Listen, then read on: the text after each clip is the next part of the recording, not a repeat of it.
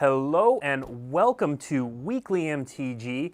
A lot of you are in chat right now talking Commander, which is super exciting. We've got the GenCon preview stream of a panel coming at 3 p.m., 1 hour from now. This is not that stream. But that doesn't mean we don't have fun, important things to talk about. There are not going to be previews for this next hour. I'm giving all the bad news first before I get into actually what we're doing. On your signal too, so it's on my signal. So like just everybody's staring at me. There are other people here too. In fact, let's show those other people because we have a very special guest in the studio. It's me. It's not Steve. It's definitely not Steve. It is Brad Nelson, one of the MPL members, former Player of the Year, former all kinds of things, and split winner. And split winner. MPL split winner. So what we're talking about on today's show, speaking of splits, is what we're doing for the next split, the core split. Mm-hmm. There are some changes we're making, and so we're going to talk through those with Brad, and then we're going to give a preview of the divisions, who's in what divisions, what the broadcast team is going to look like. And we'll ask Brad for his opinions on them. We're going to ask Brad for his opinions. But no spoiler. No preview, Commander previews. No preview. Before, honest to goodness, before we started this show and I was talking about Commander previews, Brad was like, "There's a Commander set coming out." He's not the audience for that product.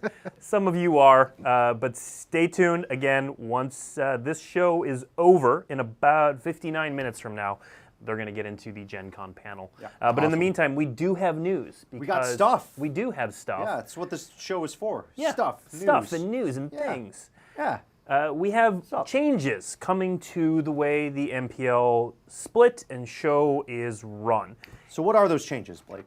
There's a bunch of them. There are a bunch of them. What's the notes? first change? Yeah, let's get a pen for Brad so that he can. Brad was learning a lot about this before the show. We're like, here's what's happening, Brad. He's like, oh, okay. That's not true. That's super not. Kind of true. It's a little bit true. He was asking questions. Let's get right into it, though. One of the issues with the last split was that it felt a little drawn out. So Brad, talk a little bit about what the format for the play was last time. Okay, so for the first split of the season, we would play 7 matches spread out between 5 weeks. But it was just really convoluted, like even to the point where the last 2 weeks we registered the same deck, just so the fact that we were switching decks throughout the weeks as we wanted to, but we didn't know who we were playing against. We weren't metagaming one-on-one against each other. But then once you get to the last week, you know your last opponent because it's bracket play of 8 players round robin. Yep. But now it's changing because I didn't know even then how valuable each individual match that I was playing was going to be, or relative to my friends and the people I was rooting on in other divisions. Mm-hmm. And it was just kind of a confusing process and chaotic with the sense of all right, I won this week, that feels good, but now I have to already start testing again to find another deck or figure out the new evolving strategy. Mm-hmm. It was just a lot of work. It was 5 very stressful weeks. I mean, It was nice to come out, winning it, but it was very stressful on me. Yeah, and Brad's going to slip in that he won a couple times. We're up to 2 for the show so far, and we're 3 minutes in. So the big change for this time that viewers are going to notice, and that's going to impact your guys' play a lot, is that we're condensing to 4 weeks, and the way we're doing that is each of the divisions gets its own week. So 1 week equals 1 division of 1 week equals 1 division. Every week when you tune in, you will find out who the division winner is going to be, and then Brad can talk more about it if he wins the division this next time. So the way it's going to work is that each MPL member will play round robin at the beginning of their division's week. Those matches actually will become available as the week goes on. So you don't even have to wait for the weekend to see some of the week's MPL play. It will be on individual players' YouTube channels or streams. And then what the show will be is the bracket play. Round robin play will determine the top 4. The top 4 will then enter a essentially double elimination bracket where 3rd and 4th already have a loss. We were talking about it before. Mm-hmm. And then we'll have a winner of the division each week. So you can see the bracket on your screen. Yep, now. Absolutely. So you can see players 1 and 2 essentially come in with a free win. So it's very important to you guys to come out on top. How much is that worth to you guys coming in first or second? So it's definitely, every time you don't have to play a match that you've technically already won, it's important to get that. But it makes sense why first and second would get this. So to clarify even more, 8 players are going to come in each week, and the other 24 MPL members will play other weeks. So the first week of MPL weekly play, 8 players will play round robin, and the top 4 will move on to this bracket play. Now, it seems like a huge advantage for first and second compared to third and fourth, but if you looked at last season, it kind of became a little like tiebreakers were very important, but there was like 2 different divisions that had 2 people at 6 and 1, and only one of them got to go on. Yeah. Like Seth Manfield and William Jensen both went 6 and 1 and had nothing to show for it. Yeah. And so, giving these first and seconds a little leg up on the third and fourth does make a lot of sense for that, because fourth in that bracket could also just be like 3 and 4 or 4 and 3 compared to 6 and 1. So that is an advantage, and it's huge because if you're third and fourth in the losers bracket, you're going to have to win 4 matches to win your division, whereas if you're in first or second, you could win 2. Yeah. And so that is a big leg up to win each MPL weekly division. Yep. And then we're making another change with the bracket play in that the round robin play, you do have to play with 1 deck, but then you can change that deck for bracket play. So previously, you had to play, you picked your deck at the beginning of the week and you played it. And but you played less matches. You played fewer matches with it, yeah. So what were some of the issues with that from a player side? My own mental health. Okay. Honestly, so that's important. Like we're laughing, but that's very important. I worry about deck selection to a fault, and there was times where, we would submit our decks. So everyone's on a fair playing ground. We'd submit our decks at a certain time, and then we would play that later on in the week. And you'd play 1 or 2 matches per week, and I would stress out and gather as much data as I could until deck submission. And then once I did, I actually just I know a lot of people were guilty of this. They would play the deck that they submitted on their streams, or that's the only deck that they would play ranked play with. Yeah. You would just play that for 4 days straight. And I did not like this process, because as weeks are evolving and things like that, I want to explore things. But if you've ever played a tournament where you lock your deck in early, you're not going to want to play a different deck. Yeah. You're just going to want to play that deck until you play the tournament. Yep. And so I didn't really like that process on the player side. This is more stressful, though, because I have to pick 1 deck and play all 7 matches. If I guess wrong, I could be in trouble. Maybe I sneak in the top 4, but then I get a chance to switch the deck, which is really nice. Yep. And it's going to be interesting because this is all happening each week, right? We play 7 matches. What if one of my opponents comes with a really cool deck that I didn't even know about, and now we're both in the top 4 bracket play, and we can switch. There's a lot of love in there, and we don't have a lot of time. It's not like I get a week to think about this like I did with the last time. We have to be on our feet. We have 1 week to finish all these matches, and there's going to be some last minute decisions made between the round robin play and the bracket play. So I think that's something that I'm really interested in seeing how that develops each week and how people handle these small metagame decisions. Well, and one thing you said before the show too was that it felt more like one tournament. Oh yeah, it's definitely going to be nice. I even said playing eight all of your matches, your round robin in 1 week, and then playing out this, it puts a nice bow on it. You just get to watch this one effective tournament progress through until there's an eventual champion.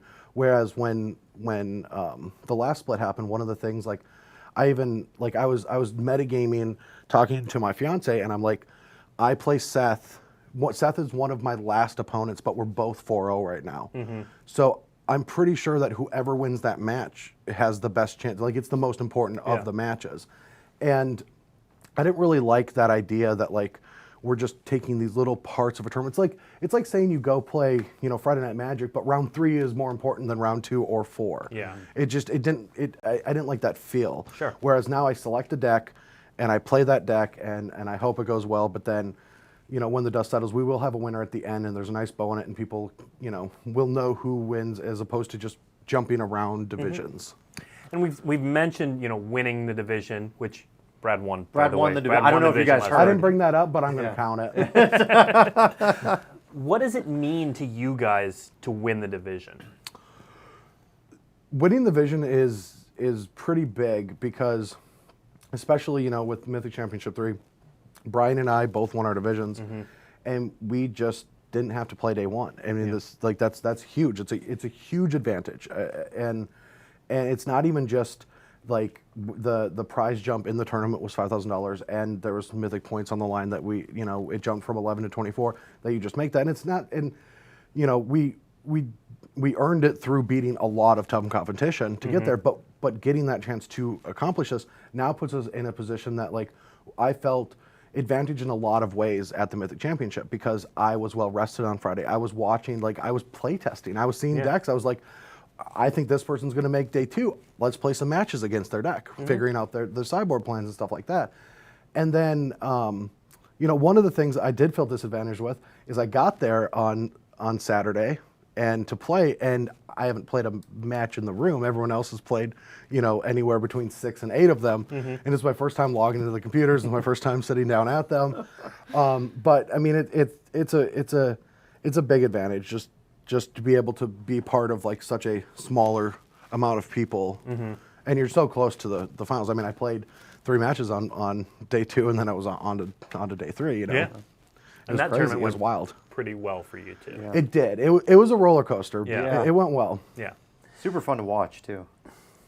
And then one other change we're making that doesn't really affect the players nearly as much, except for promoting your channels, is that we're actually allowing you guys to put your matches up, your round robin matches up during the week.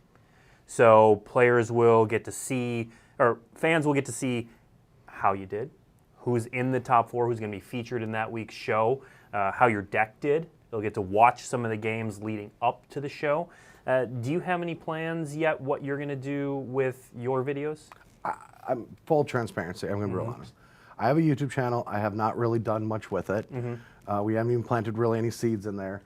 And I don't have bumpers yet. And I want them. I don't just want to throw up a VOD without it making it look good. So I might have to look into that and rush that because I do like the idea of letting us take these matches we played and use them right away, because that was something that we could do last time, but after the weekend, after the broadcast.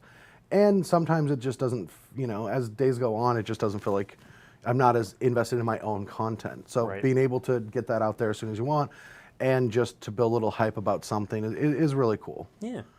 I want to throw out, we're also going to be taking questions for Brad in the chat. They can be about the MPL. They can be about moving to Washington if you want. They can be about whatever you want. Throw them in the chat. He's here. He's going to answer questions. Yeah. We got him in the studio. We might as well keep him here as long as possible. Yeah. It won't be longer than 3 o'clock because that's when the commander. That's when commander previews. We know what they want. Okay. We know what they want. We get it. But if you are here to hear from Brad, throw your questions in chat. We'll be answering them, or Brad will be answering them by the end of the show. The next thing I want to talk about that's kind of cool is that we're inviting MPL players to actually be casters on the show. So we're bringing in the players who are doing this. Obviously, if we have 1 week is one division, we can bring in a player from a different division to comment on the matches. So we've got the first week's lineup. So let's throw that up there. This is for the week airing August 10th. So not this weekend, but the following weekend. So some familiar some names and faces up there. Names. Ben Stark's the wild card in that group. He's definitely a wild card. He's always fun to watch commentate. MPL member Ben Stark. MPL member Ben Stark. And then Becca Scott, Marshall Sutcliffe, and Cedric Phillips all did some or all of the last round of weekly MPL play. So excited to have them back. And then Brad, you're doing one of the weeks too. I am, yeah. No, I'm excited. This is almost more exciting than playing it. I just want to do commentary on this. So I know who I'm working with, which I'm also excited about. But I think it's awesome to bring us in to do things like this because Arena Magic is just a whole nother ballgame. There's a lot of really interesting things that we're doing or having to evolve in our games. One of them being Perfect Information Magic. And that has just been a fascinating thing. So like those are things that I think that we can really come in and show the little finer points of what MPL Weekly and what the gameplay is like. I mean, I could talk for hours about how doing this is different than you know, traveling to a bunch of tournaments and playing a bunch of round tournaments. It's just a whole nother ball game. Okay. And I also think that this setup is also going to change. I mean, it was a whole nother monster just the first split of how I approached it, and I still am trying to wrap my head around how I'm going to approach how the week plays out, how I'm going to like decide how to take in the information for bracket play. It's way different than just picking a deck, playing your round, seeing if you win, pick another deck, playing your round, see if you win. There's like so many levels of metagaming and deck decision and sideboard decisions that are going into play with this kind of structure. Yeah. Have you ever commented before?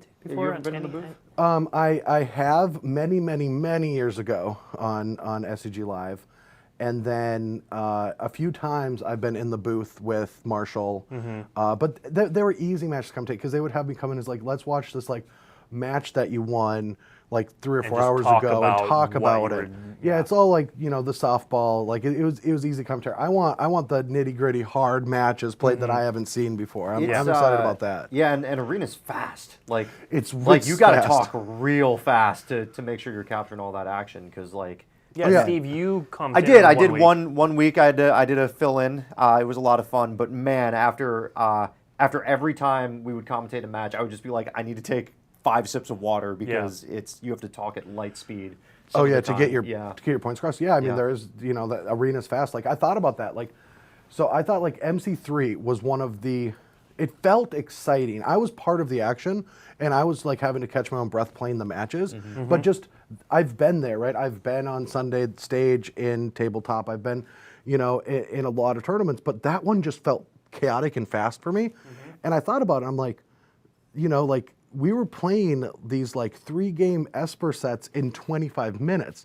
Those are 50-minute long matches on tabletop, you know, and dice and everything, and like we're just like flying through these matches.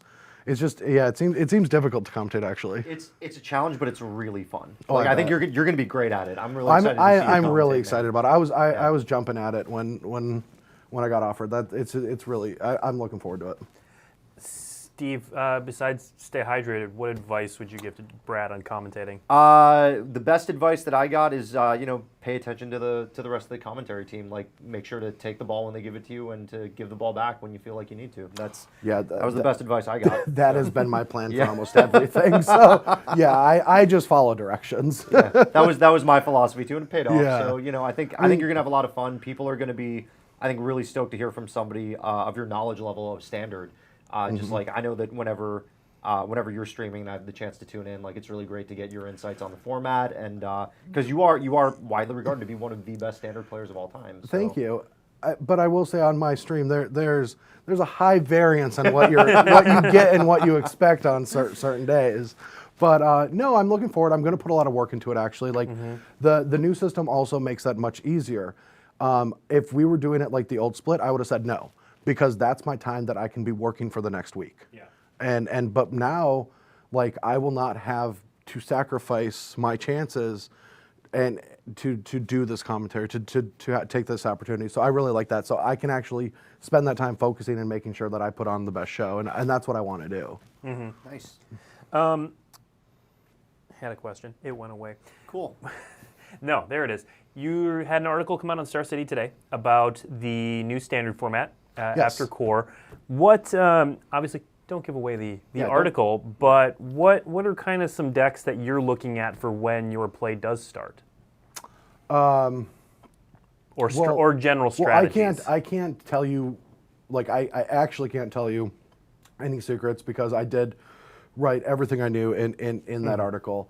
But the one thing I will say is I'm shocked how much 2020 or M20 Core Set 2020. That's Core Set 2020. That's the name. Has influenced Standard. Core sets usually like maybe a handful of cards. Like the two best decks in my opinion are based around Scapeshift and the Land of the Dead. Field of the Dead. Field of the Dead. Yeah. And Sorin of Vampires. Like there's a vampire themed deck, and I think it's the best aggressive deck. And there was a Twitch Rivals tournament, and multiple of the people that played it went like 15-1 or 15-2 with it. And even on the early access, I want to play Sorin because Sorin just seems like an absurd Magic card, and it is. And so I really don't know how to attack both the Bant Scapeshift deck and vampires, and I have to figure that out. That's what I'm doing until my split, is trying to figure that out, because I think both of those decks are extremely good, well-positioned strategies based around two of the most powerful 3-mana planeswalkers in Teferi Time Raveler and Sorin something.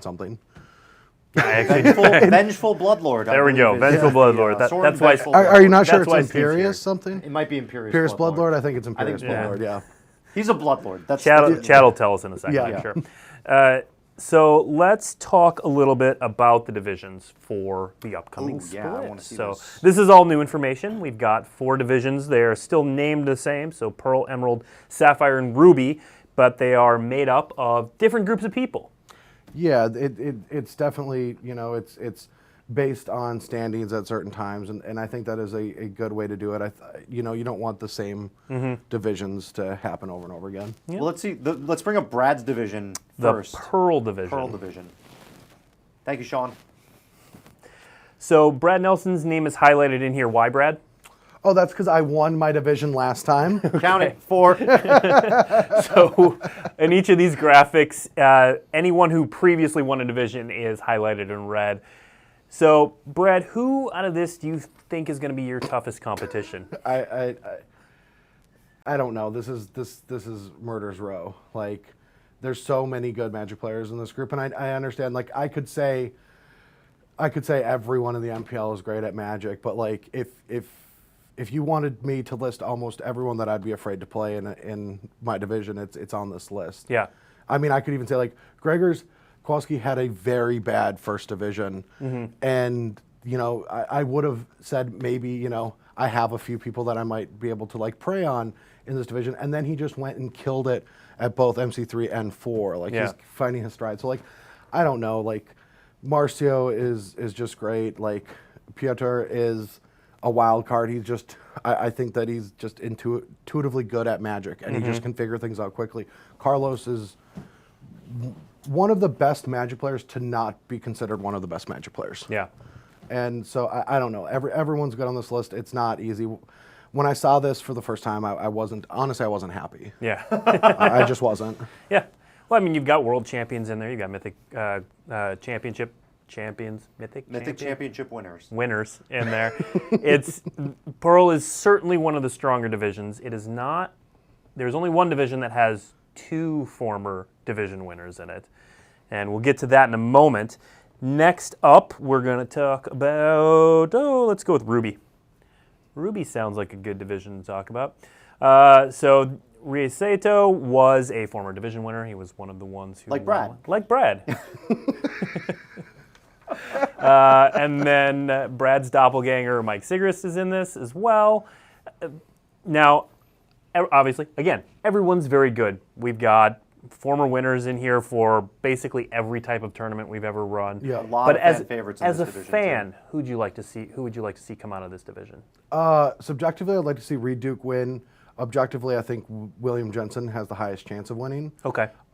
If it's really hard to keep up with everyone's records throughout the year. But if you looked at MC3, William was one of the players that finished 6-1 in their division to not get the bye into day 2, and was one of the players that finished 5-3 in that tournament and to not make day 2. Like the literal best he could have done to not progress in the tournament.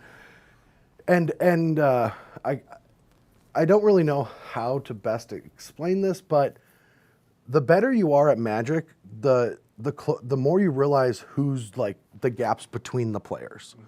And until you sit down against Billy, you don't actually know how good he is. Like it's so hard to explain, because once you're down, like he's getting you to believe things. He's figuring out what you're thinking right away, like all these little tiny things. And so that's the one person I don't want in any of my divisions ever. So that is a silver lining about being in Pearl for this one. Yeah. So you talked about him figuring out what you're doing. Talk a little bit about the difference playing these matches on Arena versus playing in real life on Tabletop. It's much different. But at first I thought that like transitioning to Arena for competitive reasons, I wouldn't like, because of just how the system works. Like if you don't set the right stop at the right time, then you'll give away information on what's in your hand or not. But a lot of that kind of boils away. There's different ways to play it on there. But you just have to relearn what's important. And sometimes that's with like what kind of deck selections you use or what kind of strategies or when you're deploying your spells and things like that. For me though, I'm playing against like some of the best players in the world, and there's quite a few of them that are better at like parsing that kind of information, tabletop information, than I am. And so I would much rather play against somebody on a computer, because I think like that helps me strategically on Arena. Because like I just don't want to sit against Billy. And again, you just have to sit against him to understand what I'm saying. But he'll read you like a book. Like it's just scary. So yeah. I like any way to stifle that ability. Let's look at the next division. So the next division is Sapphire, the best of the Moxes. And this is the one with 2 division winners. Yeah, including Brian Braunduin, who you also boy. mentioned that won the division, and then Ken Yukihiro. Brian sometimes appears as a special guest on your podcast, right? Oh, well, yes, he does actually, Yeah. when he says yes. Yeah, once in a while. on the Bash Bros podcast that you can find at Bash Bros Podcast. So who... I mean, obviously your favorite that you'd like to see come out of this division is BBD. Yes. But take him out of the equation, then who? Just completely remove him from... Just pretend he's not there. I would say, if I have to make guesses again, I would say subjectively, I'd say Shahar, as he was on like our team, Genesis, and objectively, I'd say Javier. Like Javier is another just scary Magic player recently. He's just been doing very well. To be fair, a lot of his recent success has been in Modern, but he clicks with Magic and he plays so much of it, and he cares so much that like he's someone that like will just grind until he feels comfortable. Yeah. And so I think that I would consider him one. But I do want to talk about Brian for a minute, because I know that like Brian and I do a lot of content, we're best friends and things like that. But I had a conversation with him, and I'll be honest with it too. Like the other day we were talking about Standard, and he said something that was kind of, I don't know the word, but there's one. But he was just like kind of beat himself up about it for some reason. I was like, like you are better right now than I am. Like I don't know if you understand this, but like you've leveled up, and you're not aware that like you're playing at a higher level now. Like he's tied with Reduke for most Mythic points for the season. Yeah. He's been killing almost every tournament. He's had some blunders in the actual arena tournaments, the Mythic Invitational and the Mythic Championship 3. But besides that, he has just done well at everything that he's played this whole season. And so I do think that like if any of the 4 of us have a chance of repeating, I think it's Brian. Okay. Former world champion Brian Braunduin. The last division that we're going to look at that exists in the league is the Emerald division. So this is the one where there are no previous division winners. So we will get still some really excellent players. Like this is still just a ridiculous couple list. This one this division might be the one with the most Hall of Famers. I didn't actually do that count, but just looking at it, like this is a stacked division. Yeah, who do you like out of this division, Brad? Don't make me pick on this one. This like is honestly, it is like this. It's also just like most of these players have had arguments of being the best at one time or another. Yeah, and so like this does seem like a really challenging group. It's too hard to pick. Like this is one's going to come down to whichever player was like really clicking, like really understanding where Standard's at, where their opponents are going to be at, and probably some luck is good. Luck is going to come into these. Like I think there are 4 division winners, but like it's so razor edge close on each one, right? Like Seth and I were right there beside each other. One top deck, he was the division winner. Like that. It comes down to those little close things. So that one's going to be an interesting one to watch though, because like how do you approach like that set of players? Also, like the one thing about that group of players, I think that there's a lot of different players that kind of aren't moving targets. Shouta is always going to play control. Matt Nass is going to probably like have a good chance of leveraging something like Nexus. And there's like these kind of like people that just play one certain archetype. So seeing how they move around to make sure they're not a moving target and metagaming that one's going to be interesting. Yep. Well, and you say those players are pretty well known for those type of archetypes, but they still do well with them. You can sit down across from them, know what their general game plan is going to be, and still lose to them. Shadow, for example, I thought he had the best deck going in MC3. I was blown away when I saw deck lists, and Kai and I both beat him with our version, our take on Esper Hero, and I came up and apologized to him later in the day. I'm like, I'm sorry, I thought you were going to win the tournament. Like, we got very fortunate to beat him. Yeah. But he was just crushing that event, and I mean, he just knows how to build control decks. So I think that Shadow also can be really good in these small metagame tournaments like MPL Weekly, if he has enough time to figure it out. Yeah. All right. We are going to, so those are the 4 divisions. If any of the divisions contains your favorite player, just so you know, the MPL Weekly starts up again August 10th. That's not this weekend. It's not this the weekend after. It is the following weekend. It will go for 2 weeks. It will take a week off for Grand Prix Vegas, and then it will come back with 2 more weeks. The order we're going in is Pearl Division, Emerald Division, Sapphire Division, and then Ruby Division. So you're telling me I have to start practicing you immediately? should probably start figuring things out Is pretty. this done? He's like, I gotta go. So if you're a fan of Brad, former division winner, he's going to be playing.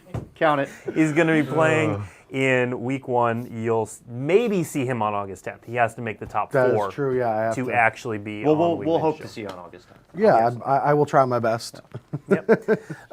So we're going to ask Brad some questions now. We've gotten some from chat. If you have a question for Brad, throw it in chat. Still gathering them to answer everyone's question about Commander.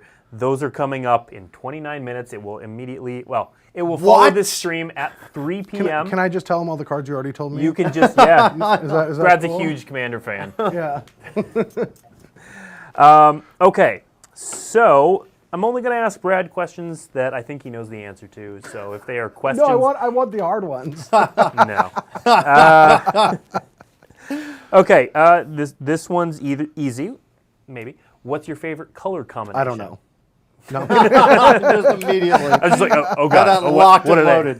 It would have to either be Golgari or Simic. Okay. But usually in combination, like I like combinations like Teamer or Sultai. I just feel like printing any green creature that costs 3 mana that draws cards is a mistake, and it's been going on for quite a few years because green-based creature-based, green-based decks that have the ability to have removal or interaction like negate or like incinerate effects, like harness lightning or whatever, are just my cup of tea. I like playing them. Right now it's not really possible in standard, but I've always just liked the decks that have like 6 to 10 removal spells, some card advantage, some green creatures, get in there, take the removal spells out, bring in negates, like Teamer Energy and Sultai, mid-range and Marvel, Ramped Bant Coco. I mean, I played all these decks. That's all I played. Yeah. Like they're they have the same formula. Like, and I just love them. Play green creatures, draw some cards. And counter the big spells. Yeah. So I know I know the question. The answer to the question. Do you I did like win Commander? the first division. Oh, did you? Okay. I did. You're welcome. But how about this? What formats do you play?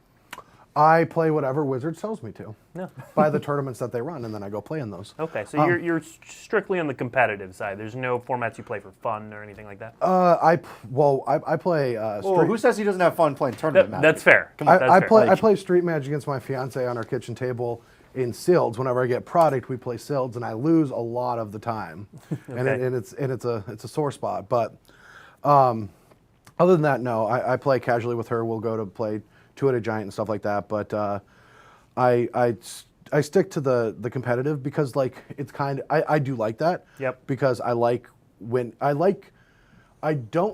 hate losing more than I like winning, if that makes sense. And I don't know if that's healthy and it's something I should work on, but it's a truth. Yeah. And so when each week comes by, I want the best content. I want to, hit Mythic on the ladder. I want to do all these things, and that takes a lot of time. But if I got to run everything, I would say Legacy is actually my favorite format.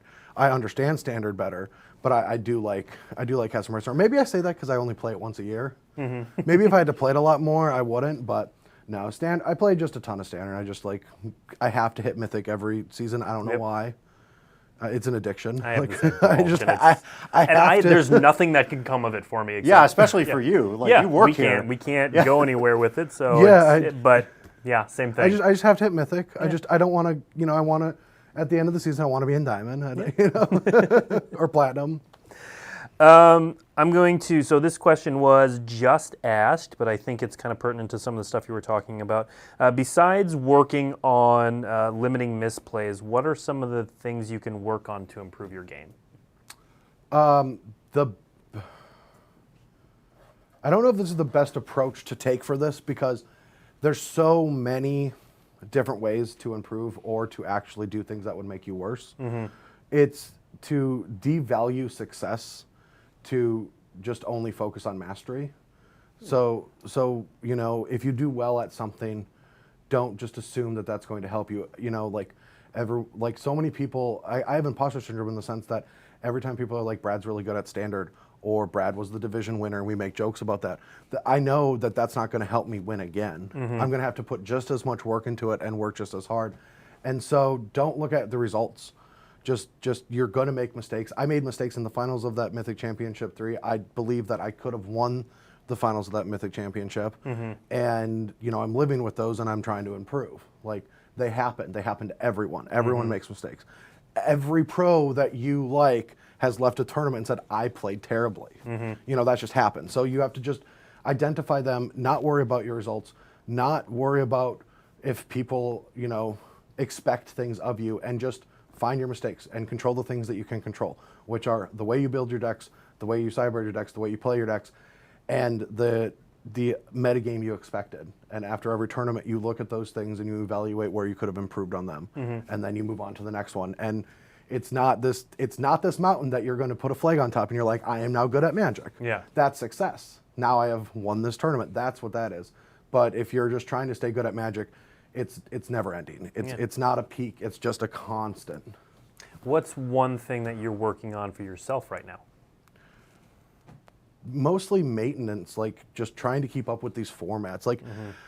I'm not kidding. 2019 has sped up. It's been it's fast. It's more content, more tournaments, more big tournaments, all the MPL weekly stuff, and I'm having to keep up with a lot of formats a lot of the times. One tournament concludes and it's I have to start preparing for this one. So it's mostly keeping up with formats and trying to be on top of them, mm-hmm. which we've seen an uptick of that. With the MPL coming out, a lot of us are staying involved in formats, and we're seeing format speed up. There's a lot of the metagame is evolving from content creation, whether it's on Twitch or on websites and stuff like that. There's a lot more, you have to keep up with the streamers and the content creators to figure out where the metagames are going. Mm-hmm. And because we're all playing a whole lot more. I also said that at the beginning of the year, I was just I do not like the fact that William Jensen is going to go from playing maybe 10 hours a week to 30 or 40 when he started streaming. And he's going to get a whole lot better a lot faster this season.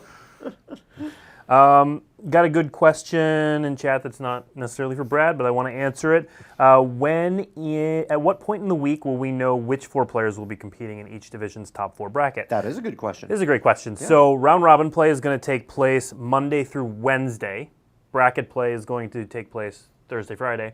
So you should start knowing on Wednesday. And mm-hmm. if Brad makes the top 4, I'm sure he'll tweet about it and let people know what's happening. Oh, I will. Yeah. And anyone else. So we're not keeping that under wraps. As soon as round robin play is concluded on Wednesday, as soon as someone's clinched the division or the top 4 of the division, they'll be able to say. Right, like Brad did when he won. When he won the division for the last Sparks time. Yeah. Oh, yeah. I would like a fact checker because I don't think I did tweet about it. Let's see. Next question.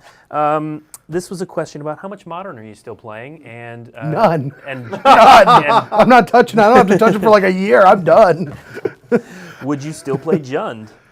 I want to play Jund actually at this tournament. I made a promise to myself for Mythic Championship 4 that I wouldn't play it. And for anyone that doesn't know, I was not actually at this tournament because for the first time ever for a European trip, I was like, I'm just going to go the last day possible because I, just want a quick trip over and come back. Yeah.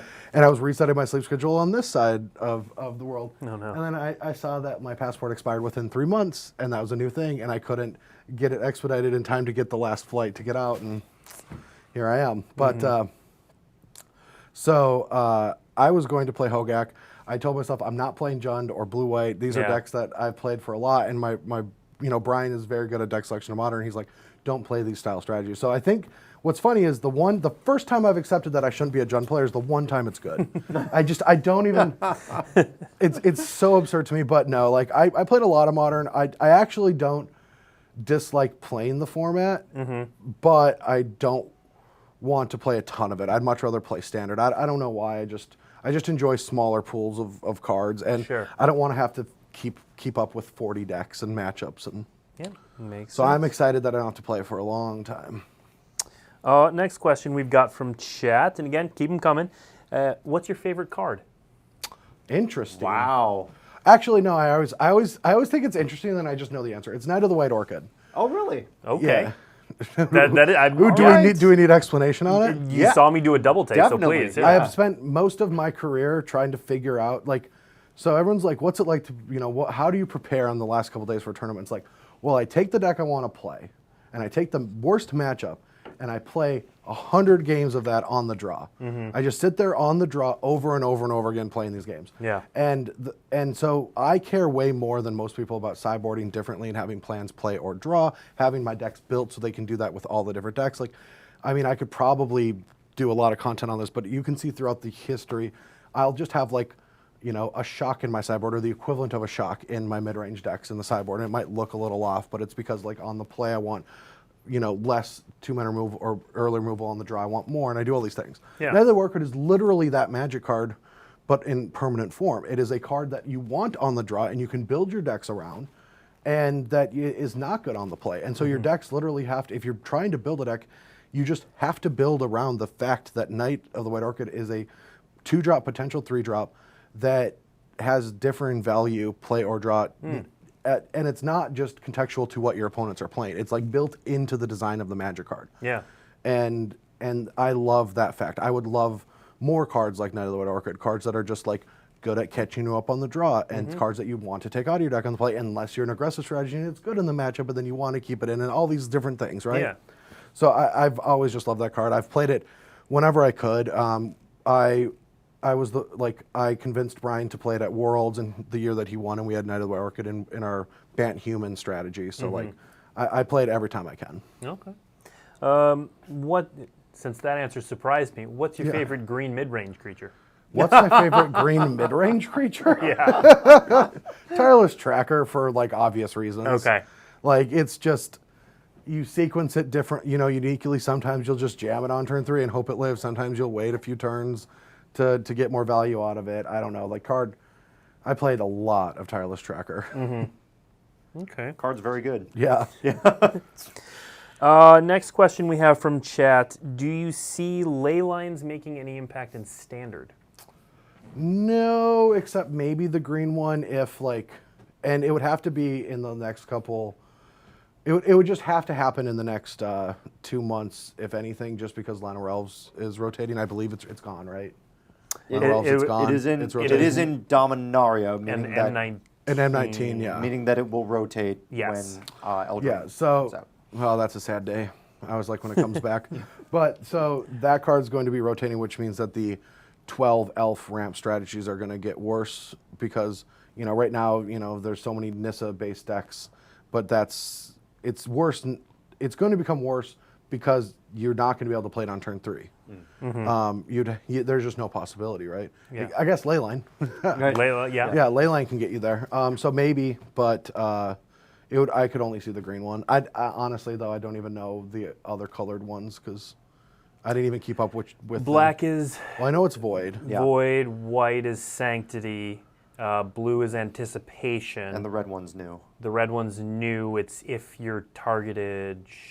If you or something you control is targeted, shock them. Yeah, I don't see these cards seen play. I mean, the Leyline design is really cool, and I like that some of them, exist. The green one I think is the coolest one that's been printed ever, though, because it's just a card that you just put in your main deck. Mm-hmm. It synergizes with your base game plan, not It's not a sideboard card. Yeah. Not competes with the opposing game plan. So I think that one's like a really cool design. Yeah. This question did not specify the format, so answer this however you want, standard. I guess. Okay. Yeah. Is Karn Great Creator being undervalued right now? No, if anything, I think it was being overvalued because, if you just looked at MC4 and the Open, it was won by, Tron without it. Yeah. And I played a ton of Tron leading up to MC4 with it, and there's a lot of matchups I didn't like it. Okay. But I kept it in because that's what everyone does. Like, that's everyone else is playing with this card, so I'm going to play with it because I'm not coming in saying like I know so much about Modern, I'm reinventing the wheel here. I'm just doing whatever other people are doing and trying to tune them. But then lo and behold, both tournaments are won by people that are like, this isn't good enough. I'm just going to play OG Tron, and it's a better version. So I think the card is being overhyped, if anything. Okay. Who is better at Magic the Gathering, you or Corey? Sadly, I have to say myself. Okay. For years, I said it was Corey, and I mean he's still great, but like, for a long time I thought he was better than me, but in the last couple of years, I mean I'm really good. So, like,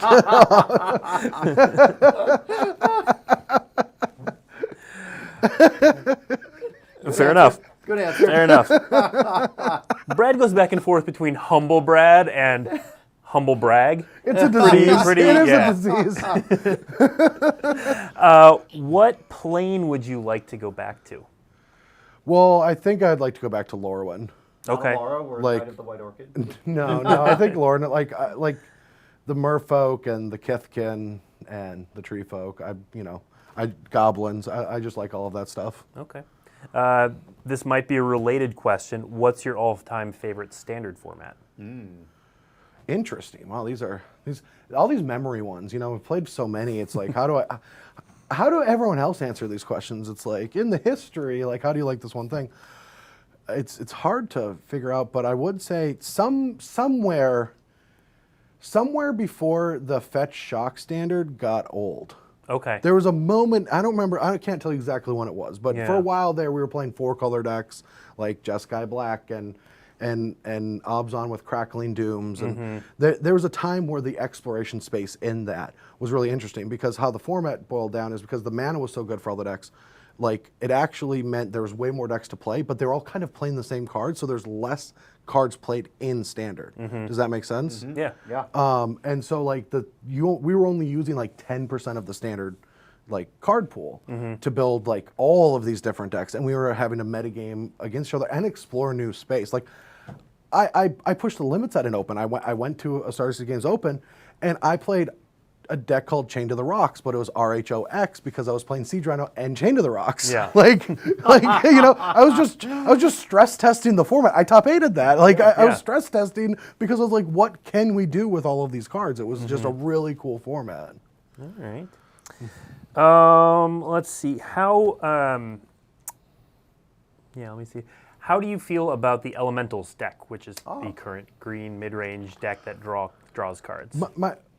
So my favorite version of the Elementals deck does not actually theme Elementals. Okay. It's just Bant. You're still playing Risen Reef and Leafkin Druid, I believe is the name. That's correct. And Cavalier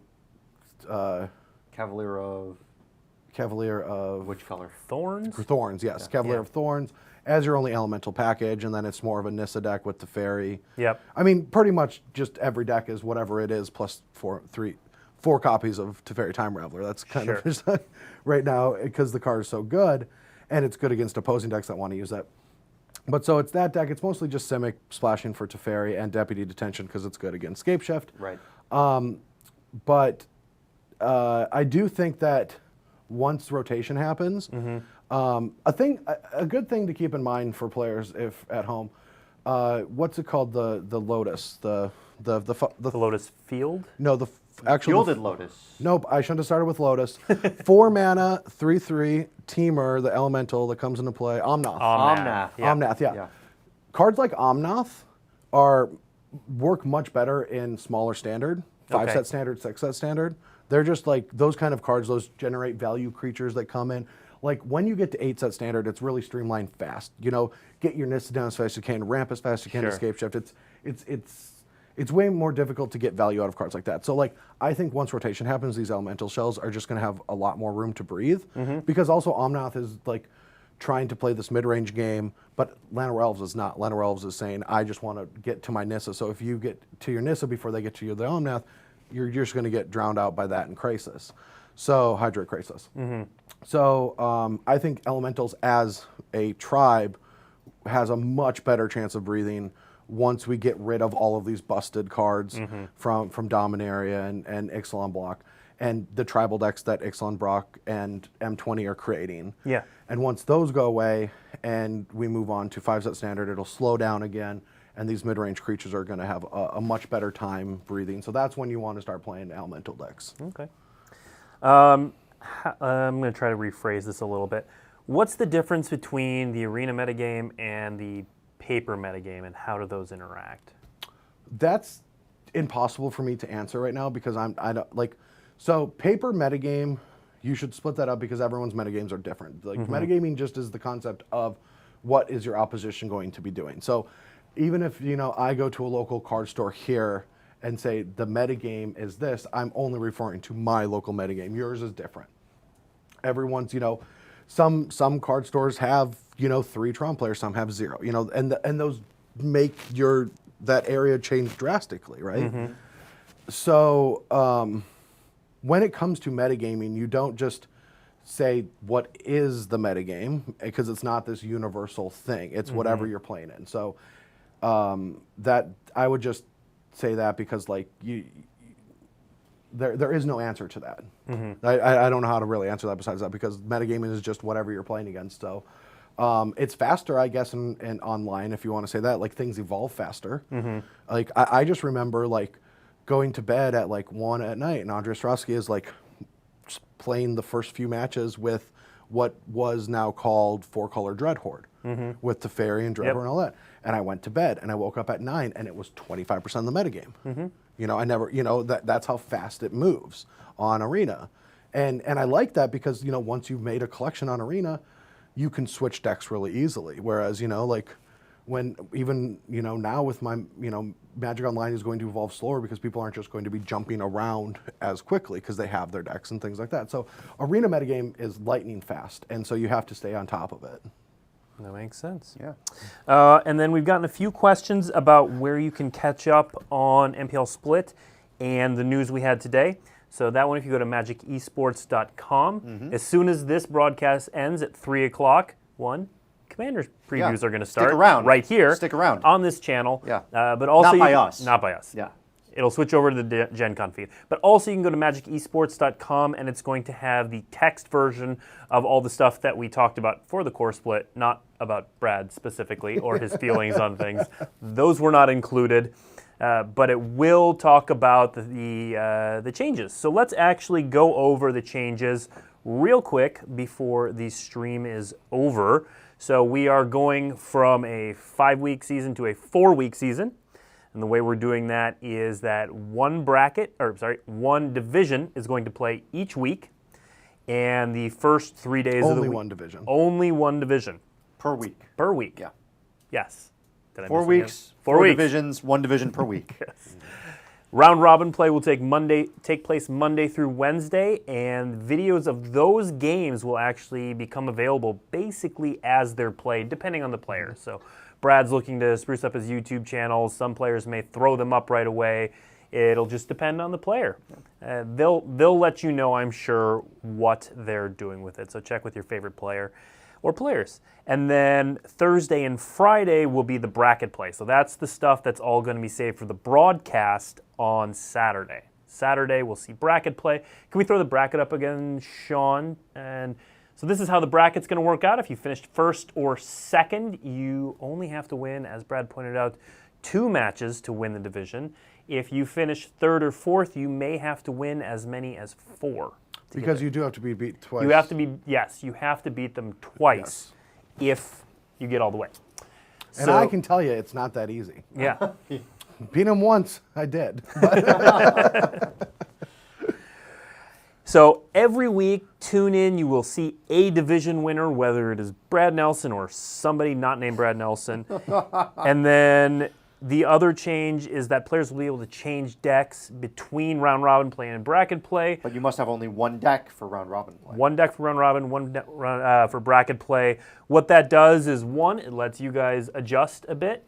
Two, one of the issues we had last time was your decks had to be locked in at the beginning of the week, and you just said the arena metagame moves so fast that by the end of the week, sometimes those decks were obsolete. Yeah, I wasn't really happy about it, for multiple reasons. It just felt like, whenever I'm doing something, I understand that I want to win and be good at it, but I also want it to be good content. And I just,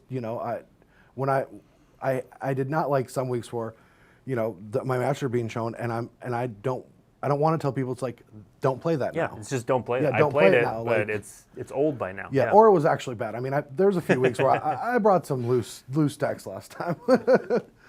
What was your loosest deck last time? Selesnya tokens. Okay, fair enough. Yeah, I had the top deck.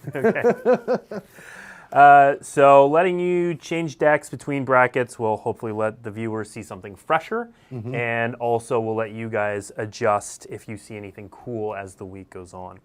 And then also one thing that we didn't mention earlier is there's going to be a greater emphasis on interviews on stream.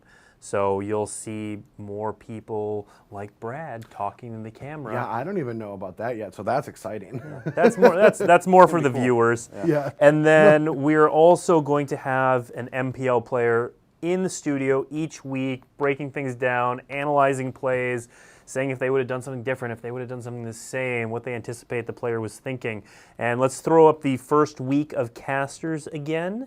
We've got Becca Scott, Marshall Sutcliffe, Cedric Phillips, with wildcard Ben Stark that first week. Yeah. Ben Stark of the Starkington Post. I mean, I just have to say about this, about these broadcasts, like, if you're interested in high-level play with high-level commentary, like, this is a great model. Like, we're going to have MPL Ben Stark in with a great cast, and there has been some very good matches played in MPL Weekly. Yeah. And so I cannot wait to hear his take on it. But that interests me, like some high-level play, high-level commentary. Like I am excited about it. And in case you missed it, Brad will also be commentating one of the weeks. It won't be as high level that week, but But Brad will be there. I will be there. I will be in attendance. And we are 3 minutes out from the thing that many of you are here to see, which is the panel for Commander previews coming from GenCon. 3 minutes, probably 2.5 by this point. But before we end the show, let's run through the brackets again real quick, just so that everyone can... The divisions, sorry. Pearl, this is Brad Nelson. Again, the red are the former division winners. The division was not made up like this, so Brad did not beat all of these people last time. He just won whatever the division was before. Pearl, up next, Ruby. Up next, Sapphire. And we end with Emerald. Cool. Which Emerald's my pick for the toughest division, probably.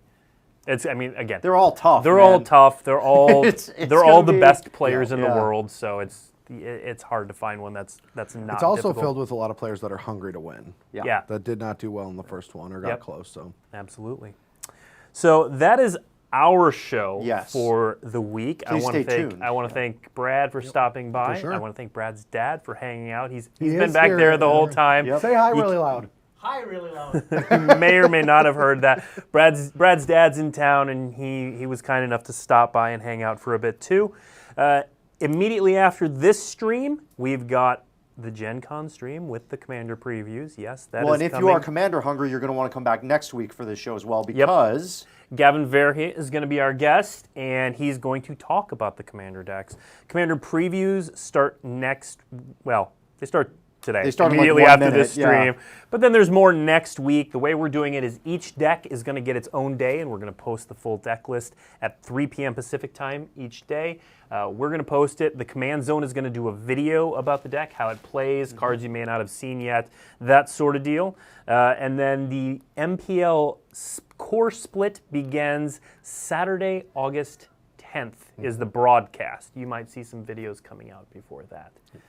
So again, thank you, Brad, for stopping sure, by. anytime. Thank you all for tuning in. Thanks to Brad's dad, and we'll see everybody next week.